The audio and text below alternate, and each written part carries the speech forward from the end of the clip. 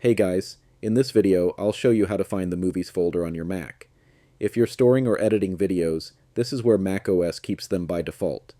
Before we get started, don't forget to hit the subscribe button down below. It really helps out the channel. Thanks guys. Alright, let's jump in. First, click on the Finder icon in your dock. On the left-hand sidebar, under Favorites, you should see a shortcut called Movies. If you don't see it there, no problem. You can add it.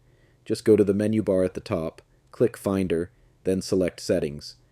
In the window that opens, go to the Sidebar tab and make sure Movies is checked. This will add the Movies folder to your Finder sidebar.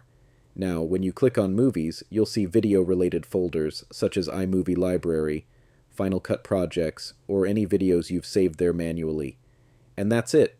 That's how you quickly find the Movies folder on your Mac. If this video helped, drop a like, leave a comment if you still have questions, and don't forget to subscribe for more Mac tips and tricks.